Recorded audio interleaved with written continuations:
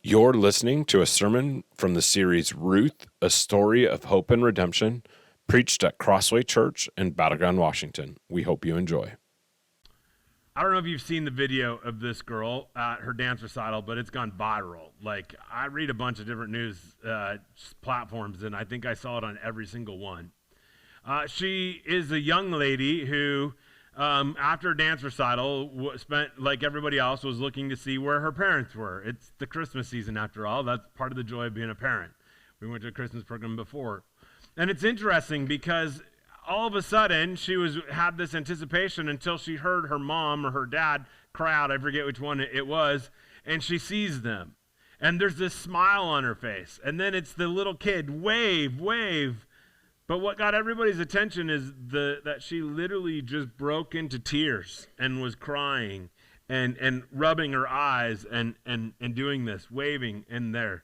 And I got to admit, the joy is infectious. Like, I watched that video, and I think I could watch it like 20 times because there's something about infectious joy. There's something about when we see it like this in just kind of an unmitigated way that it grabs our hearts and draws us in. Well, I start my sermon this morning this way because the book of Ruth is going to end that way. The story has been a complex story. Naomi and her family go to Moab because there's a famine in the land of Israel. And when they go there, Naomi loses her husband and her two sons. And she comes back, and her sister and her daughter-in-laws were going to come with her, but she says, no, you need to leave and stay with your own people. But Ruth didn't relent to her wishes, and she came with her and pledged herself not only to Naomi, but to Naomi's God. And even though Naomi comes at the end of chapter 1 where she's bitter and angry and has all these things that she's saying about God, in chapter 2, we saw a small progression. We saw there was a crack of hope because of Boaz and Ruth's kindness to her. And in chapter 3, we saw that she actually took herself away from herself and actually started to form a plan to help Ruth. And we saw this growth in her change. Well, today, Naomi's going to have one of these moments of joy. That's the way it's going to end. And so I want you, my prayer is that the hope that Naomi has gives us joy as we think about the joy that we have celebrating and waiting for the birth of Christ. So if you want to turn with me to your Bibles, we will be looking at Ruth 4, verses 1 through 22, and it is just the entire chapter. You can follow along in the Bibles in the pews, or if you have your own app Bible, whatever it is, you can follow along. There's sermon notes in our bulletin as well, but this is the word of the Lord. Meanwhile, Boaz went up to the town gate and sat down there just as the guardian redeemer he mentioned came along. Boaz said, "Come over here, my friend, and sit down." So he went over and sat down. Now, I didn't say this, but if you remember, Boaz said he would take care of Ruth, but there was one other guardian redeemer or kinsman redeemer that needed to take care of. And so he, as we said, came to the town to take care of it and to have a conversation with them. Now Boaz took 10 of the elders of the town and said, "Sit here," and they did so. And then he said to the guardian redeemer, "Naomi, who has come back from Moab, is selling the piece of land that belonged to our relative Elimelech. I thought I should bring the matter to your attention and suggest that you buy it in the presence of these seated here and in the presence of the elders of my people. If you will redeem it, do so. But if you will not, tell me, so I will know. For no one has the right to do it except you, and I am next in line." "I will redeem it," he said. Then Boaz said, "On the day that you buy the land from Naomi, you also acquire Ruth the Moabitess, the dead man's widow, in order to maintain the name of the dead with his property." At this, the guardian redeemer said, "Well, then I can't redeem it because it might endanger my own estate. You redeem it yourself. I cannot do it." Now, in earlier times in Israel, for the redemption and transfer of property become final, one party took off his sandal and gave it to the other. This was the method of legalizing transactions in Israel. Slightly different handshake, right? So the guardian redeemer said to Boaz, "Buy it yourself," and he removed his sandal. And then Boaz announced to the elders and all the people, "Today you are witnesses that I have brought from Naomi all the property of Elimelech, Kilion, and Mahlon. And I have also acquired Ruth the Moabite, Mahlon's widow, as my wife in order to maintain the name of the dead with his property. so that his name will not disappear from among his family or from his hometown. Today you are my witnesses." Then the elder and all the people in the gate said, "We are your witnesses. May the Lord make this woman who is coming into your house like Rachel and Leah, who together built up the family of Israel. May you have standing in Ephrathah and be famous in Bethlehem. And through the offspring the Lord gives you by this young woman, may your family be like that of Perez, whom Tamar bore to Judah." So Boaz took Ruth, and she became his wife. And then he made love to her and enabled her to conceive. And she gave birth to a son. And the woman said to Naomi, "Praise be to the Lord, who this day has not left you behind without a guardian redeemer. May he become famous throughout Israel. He will renew your life and sustain you in your old age. For your daughter-in-law, who loves you and who is better to you than 7 sons, has given you birth." Then Naomi took the child in her arms and cared for her. The woman living there said, "Naomi has a son," and they named him Obed. And he was the father of Jesse, the father of David. And this is the family line of Perez. Perez was the father of Hezron. Hezron, the father of Ram. And I just had my computer lock up for me, so let's see if I can find it here, my iPad, to get it out. Ram, and Ram the father of Amminadab, and Amminadab the father of Nahshon, and Nahshon the father of Salam. Salam the father of Boaz, and Boaz the father of Obed, and Obed the father of Jesse, and Jesse the father of David. Okay. Well, it's interesting, isn't it, how the story ends in a moment of joy, as I said. A moment of joy where Naomi, the one who thought that she was left barren and desolate and was bitter and angry at God, now not only rejoices herself, but has the joy of all the ladies as well, singing the praises of Ruth and Boaz and seeing hope in this situation. When we left off, it was up in the air what was really going to happen. Now, I gave you the clip and ruined the cliffhanger last week that there was going that Boaz and Ruth were going to actually get back together. But when we left in Ruth 3, verse 18, it said that Naomi said, "Wait here, because Boaz is a man of his word, and he will do what is being asked of him." And that's exactly what happened. In exactly that situation, we see that Boaz does what he promised, and he took off as soon as Ruth left to go to the city gates. Now, he went to the city gates because that was like the front door of the city. I mean, I don't know if you've ever watched different TV shows, but usually if you're in a big office complex and you really need to find somebody, rather than waiting at their desk, you will wait at that front door. You will wait for them to come in so that you can get their attention right there. And that's exactly what Boaz does. He goes to the city gates because he figures that he'll be able to catch this other kinsman redeemer in that situation. And so what we see here is that he's following his word. He's doing exactly what he's promised. And what he does is he not only gathers the kinsman redeemers, he wants to make sure that Ruth is taken care of. And he knows that maybe this kinsman redeemer won't follow through and that he will be the person who takes over Ruth in the field and all of that. And so he gathers the elders so that everyone knows and that this can be solidified. And so he's actually pretty smart the way that he goes about it. He brings the elders together. It also kind of shows actually Boaz's clout, if you want to know that. I mean, think about it. You're off to work, you're ready to go do something, and Boaz says to the kinsman redeemer, "Come sit here," and the 10 elders, "Come sit here." And so it shows that he has a status in the community and that he's well known for showing kindness, that people respond in that way. Now, Boaz doesn't mince any words. Right off the bat, he gets the kinsman redeemer and the elders together, and he shares Naomi's desperate situation. Now, for the first time in this situation, we see that actually Naomi is going to sell her land. This is a piece that we haven't actually heard or seen anything talked about in the whole time that we've talked about in the book of Ruth. We've seen that Ruth is gleaned and that she's done this, but never has been talk that Naomi is going to get rid of her land.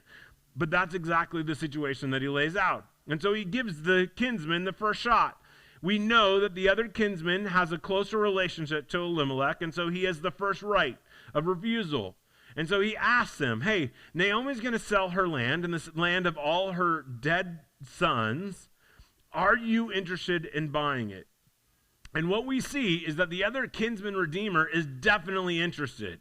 I mean, he is interested in this property, and he should be. I mean, this is kind of like a fire sale. Normally, when you buy land, you have to take care of the widow.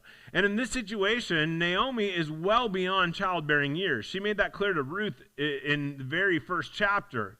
And so if he buys Naomi's land and gets Naomi, there is no way that a new heir will rise up that will have to take over this property. So this person will have to take care of Naomi. Yes, that will be the interesting piece, and he'll have to do that. But even more importantly, what's going to happen here is he will get that property because there will be no heirs. And so he'll expand his kingdom, he'll expand his property, and it will be great. And so you can see where he's excited and he jumps at it. Now, the interesting thing that Boaz does, I think, is that he doesn't lay out Ruth right away. I mean, he doesn't say, hey, get this land and actually then you get Ruth with it. He's kind of sneaky somewhat, I guess. He wants to see what this man's heart is the way that I see it. This man's obviously interested in financial gain, but when Ruth is mentioned, and he mentions her as the Moabitess again, then we see he's not quite so interested. See, he changes his mind after hearing it involves marrying Ruth because there's a potential threat to his estate. There is something that may not be so financially stable for him or something that he's interested in again. He says it. Maybe after hearing about Ruth, I won't. Now, there's a couple reasons for it, because marrying a Moabitess could ruin his reputation. We've talked about this repeatedly, that in Deuteronomy 20:23, how they said that they shouldn't marry a Moabitess. And so it could be that if he marries a Moabitess, that he doesn't want the hit that it's going to take on his reputation. But more than likely, the way that the story is crafted is it has to do with his descendants. That if Ruth had a child, that they would inherit Naomi's land, and so he wouldn't get to double the land for his family. Rather, that would go in a different direction. And so he's not necessarily interested in Ruth, or instead interested in helping out Elimelech. He's only interested in his own financial gain. We see such a difference here, don't we, between the heart of this other kinsman redeemer and Boaz. This other kinsman redeemer is all about himself and what he can get. But even the way that Boaz declares his intent to marry Ruth, he mentions not only Ruth, but continuing Elimelech's family line. There's a heart of sacrifice there. It's not just about Boaz. It's not just about his own getting what he wants. It's obvious in chapter 3 that he was interested in marrying Ruth. He was flattered by her kindness and by the way that she handled everything. But he also sees it as a bigger picture, that he, and being the kinsman redeemer, can help save the family line of Elimelech. I think it's powerful to see this contrast, and I think the way that this happens, we do see that contrast. I think that's why the narrator sets it up this way. The first kinsman redeemer is all about himself and property and accumulating that. And Boaz is all about taking care of Ruth and Naomi and even taking care of her dead family members. I think it's important for us to note this. The heart that we've seen in Boaz is continued in this chapter. The kindness that we see in Boaz is continued in this chapter. The sacrifice that we've seen in Boaz is continued in this chapter. Boaz gets to redeem the land and gets to marry Ruth and Naomi. And this plan that they hatched in chapter 3 is coming to fruition. Now, I think it's interesting, before we go there, I mean, if I was crafting a movie, I would want it to go right to Ruth. I'd want the wedding bells to be playing in the background just as Boaz declares his love for Ruth, and we get right to the wedding. But that's not what the author of Ruth wants us to do. The author of Ruth instead has this little note and does this little aside where the elders actually pray for an offspring. Now, here is it's interesting. I mean, there's a part of me as I wrestled through this, I'm like, why do they do this? Well, one, the offspring is the whole point of the book, right? I mean, we end with the King David, and so that's the point. we'll get to that in a second. But two, I think we also need to remember that there's a fairly decent chance that the people of that community thought that Ruth was infertile. Now, we don't know how long Milan and Ruth were married. We didn't even know until chapter 4 that that's who she was married to. We just knew that she was one of the daughter-in-laws. But if you look in chapter 1, you will see that Naomi and her husband were in Moab for a decade. And so even though we don't know how long they were married, but they were probably married for quite a time and did not have any children. And so Ruth herself could have had this stigma of infertility. And there's many of us in this room that have struggled with that and know what it's like to want to have a kid and can't. And so I think it's interesting that the elders spend some time praying that an offspring would come. But not only that, if you look at this prayer, it's kind of a crazy prayer. I mean, the first part of it makes sense. I mean, as were the witnesses, may the Lord make the woman who's coming into your home like Rachel and Leah, who together built up the family of Israel. I mean, may you have children and may God create a family in you. That's a great prayer. May you have great standing and may you be famous. I guess that's a great prayer for the nobility of his character. I do think it's interesting that the person who is all about himself and all worried about his state doesn't get a name. And Boaz, who's the selfless one, does and carries on a big thing. Maybe it's to protect the man and his family from shame, but I think it's interesting. But then they go into this prayer where it says, may this young woman be like your family, that of Perez, whom Tamar bore to Judah. Now, if you want to read a crazy story and somebody that you probably wouldn't include in a prayer, it's Tamar. I mean, Tamar lost her husband. He died. And so Judah basically then marries her to her second son, who doesn't want Tamar to get pregnant. And so he plays some tricks, and he dies in judgment. And then Judah doesn't take care of her, so she tricks him into thinking that he's a prostitute. And she gets pregnant. Not exactly something that I think most of us would include in our prayers, a blessing over somebody. But what we see here is that this unconventional marriage between a foreigner who most people despised and rejected, who most people viewed had no standing whatsoever, that these elders want that union to be blessed. I mean, Ruth has already pledged herself to the Lord. She's pledged herself to Naomi. She has proven herself to be faithful. And I think these elders recognize that as unconventional as this has been, we pray God's blessing on this. And I want you to see that God often works through crazy situations. I mean, that's one of the greatest things about the Bible, isn't it? I mean, the story of Boaz and Ruth and Naomi, it's not about big things that God did, but rather it's God being faithful in the small things, slowly but surely. It's the kindness that we've seen from Boaz, the kindness that we've seen from Ruth that's transformed Naomi. And even here, Naomi's plan is coming to fruition because the elders see and they're praying a prayer of a blessing over Boaz and Ruth. And so finally we get to the big wedding scene. Boaz returns to his bride. Can you imagine how excited Naomi and Ruth must have been when Boaz came and told them the news? I mean, they must have been waiting in anticipation, wondering which kinsman redeemer is going to go through the door. And Boaz comes and says, I've done everything I've promised. The other kinsman redeemer isn't interested. I am going to buy your land. I am going to marry Ruth.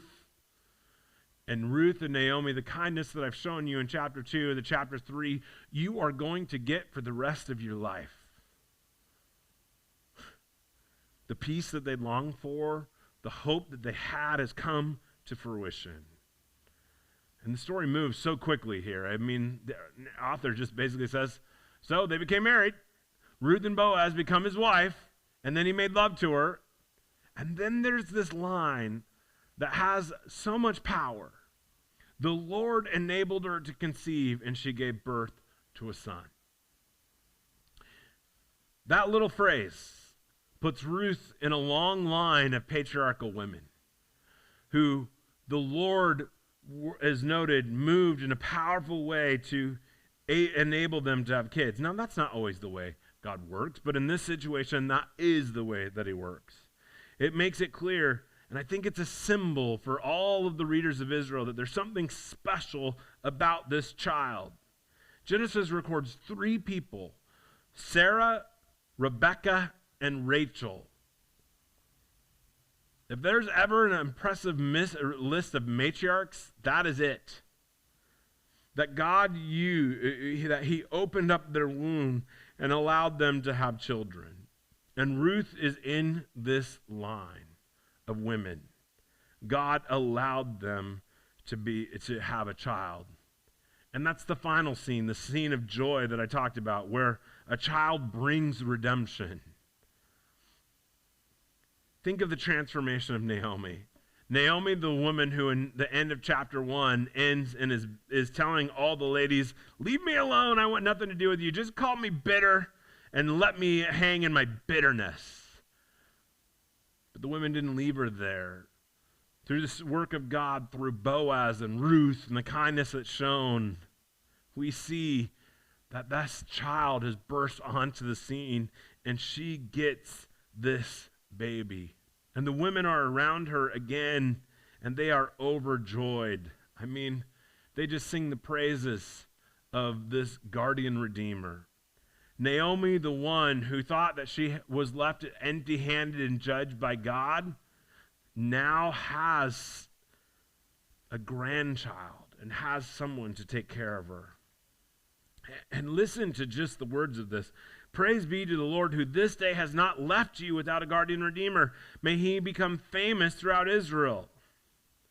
Now here's the interesting thing. The author is actually pretty vague about who that kinsman redeemer is. You and I often think it's Boaz, and to some degree it is. But I think they're also talking about that baby that is actually sitting on her lap. Because what we see is right away where it goes to a genealogy. And that genealogy includes that he is the grandfather of King David. And so what we see here is that, yes, this is a story of redemption about Naomi and Ruth, but there's a bigger story of redemption that we'll look at more closely here in a little bit. But in this moment, we see that Naomi has that joy. She gets to experience a grandchild. And she definitely isn't empty-handed, right? Which is what she said, and that was her claim in chapter 1. In that moment, she's looking around, seeing all her emptiness. And in this moment, the climax of the story, she ends holding her grandchild. I want you to see, too, that Ruth is redeemed and honored. I mean, this woman has sacrificed so much. She gave up her country land. She gave up her family. She went to a desperate situation where she was going to be despised, rejected, where she was going to be treated terribly because the Moabite women were viewed in terrible ways. And yet she did it out of love and kindness, the hesed that we've talked about, the faithful kindness of God. That's what's been used to describe both Boaz and Ruth. And we see that she's honored in a pretty powerful way. It says here that you're better than 7 sons, is what they say. Now, in a patriarchal society that viewed boys way better than women, that's pretty important, right? I mean, it was all about your male offspring who was able to redeem the land and carry on the name. And they were the ones that were often the focus. And these women say, this daughter-in-law that you have is better not just than 1 son, but 7 sons. Now, 7 is the sign of completion. And so what they're saying here is, blessed be this daughter-in-law of you who has created this perfect family. And we see that Ruth, who's gone through and served silently behind the scenes and just shown such faithful kindness to her, is redeemed. She has her life taken care of because she married Boaz, but more importantly, she's honored. But as I said, the story of Ruth isn't just about Naomi. It's not just about Ruth or Boaz. It is. There are great images that we've seen, as we've said, of the kindness of God that we see through these people. But ultimately, the story of Ruth is a story of the king and of David. And what we see here is that this child that is brought hope to the nation of Israel. It's interesting that right away, what's highlighted about this son Obed is not just that he provided a child to Naomi or that, but it's who he's tied to, right? Not once, but twice, it highlights, look, this is Obed, who's the father of Jesse, who's the father of David. And then as if we didn't get that enough, they say, okay, we're going to end by repeating the whole genealogy from Perez of Judah all the way back to David. Now, why does the author of Ruth end that way? I mean, couldn't we have just cut scene right there? I mean, maybe I could see the genealogy in the words at the end that kind of highlight it, but is that really the thrust of the story? Well, I think we need to realize that the book of Ruth was probably written in either two time periods. The time of exile, when the nation of Israel had been exiled and their king had been gone, or it could have been written maybe in a time of a terrible king. And it's not just written to talk about Naomi and Ruth and Boaz and how God can work through difficult circumstances, although I think it's a powerful story of that. But it's also written to remind its readers that in the time of Judges, the time when everybody did whatever they wanted to do in their own eyes, that God worked faithfully through three people, Boaz and Ruth, to transform the life of a bitter and angry person, Naomi. And that God used all of this messed up situation ultimately for his glory and him providing a child that becomes the grandfather of David. And I think the message that the author of Ruth wants us to see is the message of Boaz and Ruth and kindness and how God can use that. But ultimately, it's also a message that God can take in the time of Judges.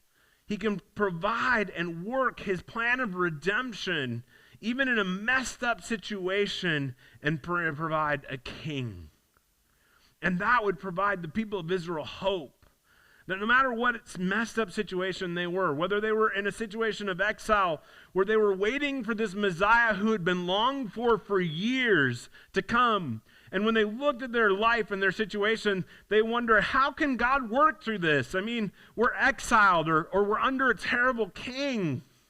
And the story of Ruth reminded them that no matter how dark and defeated things may seem, that God's plan was still at work, working through the often small things that we take for granted and do not recognize.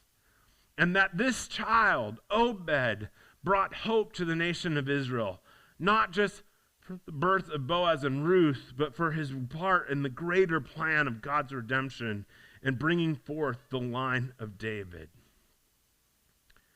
This would have provided the people of Israel hope in their own dark times.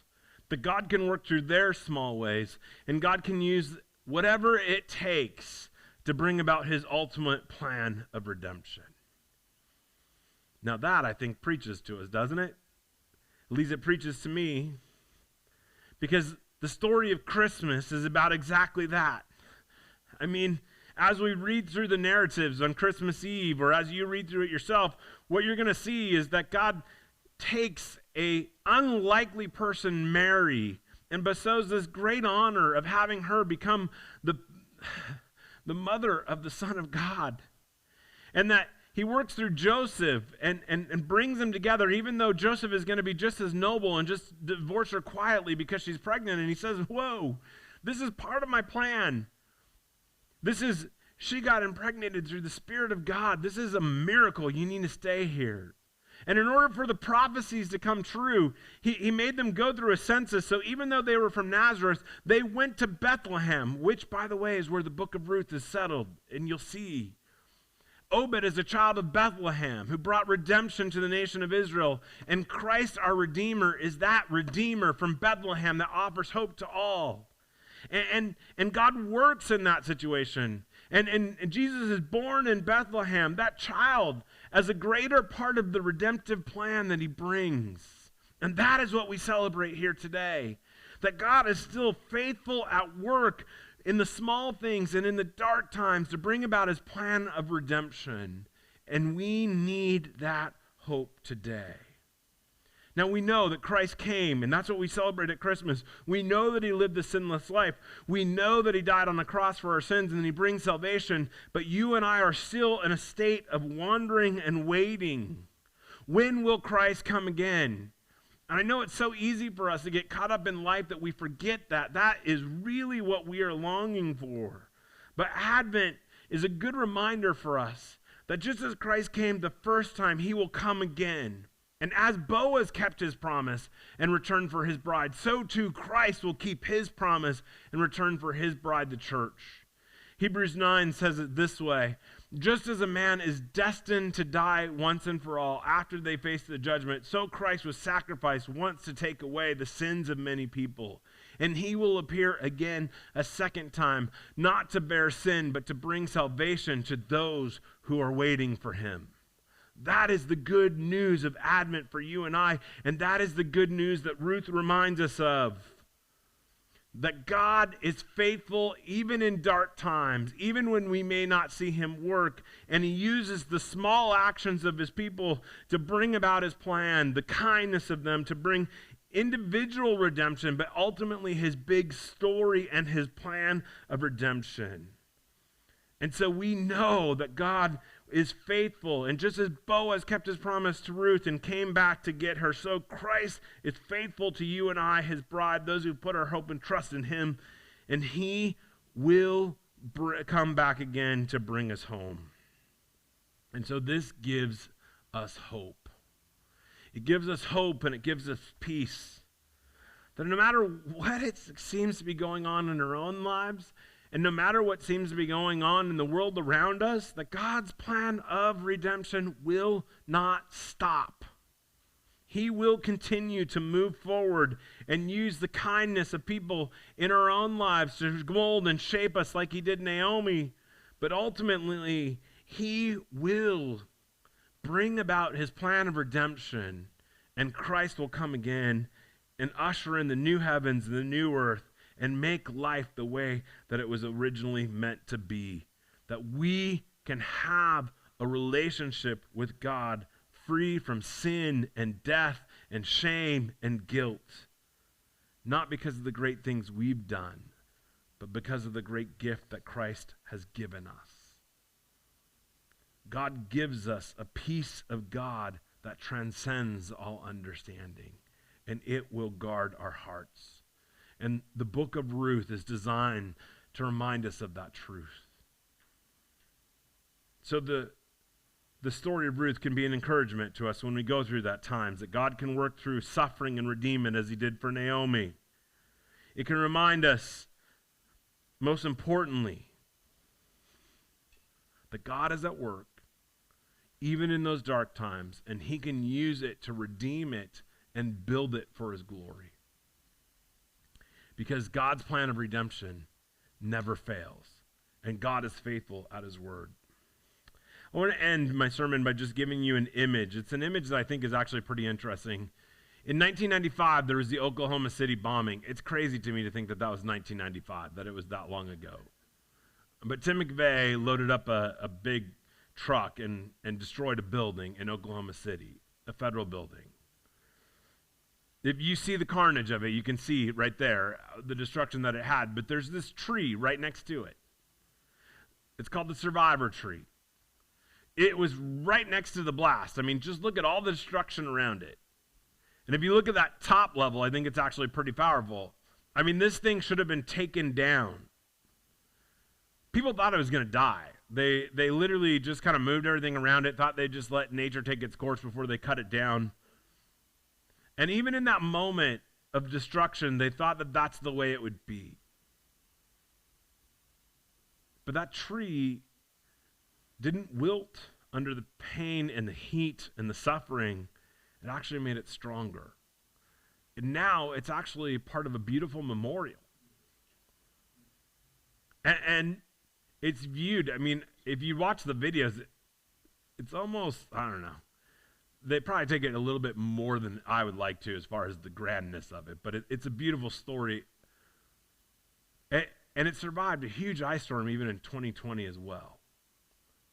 But I want you to have this as an image. Oftentimes our lives feel like this. And we wonder where God can work through it. But the story of Ruth is this. This is the end. We will get to spend all eternity with God in the garden, and our lives will be transformed. And everything that we've gone through, every challenge that we've faced, every setback that feels overwhelming, the book of Ruth reminds us God can use as part of his plan. And God will use it to draw us closer to him and ultimately not only bring redemption in our own lives, but prepare us for when Christ comes again. That is the hope that we have. That is the hope that we long for. And that is the hope that the book of Ruth reminds us of. Let's pray. You have just watched a sermon from Crossway Church in Battleground, Washington. We hope that you enjoyed it, and we'd love to have you come join us for a worship service on Sunday at 10 a.m. at 311 North Parkway Avenue in Battleground, Washington. If you'd like to find more information about us online, you can find it at crosswaychurchwa.com.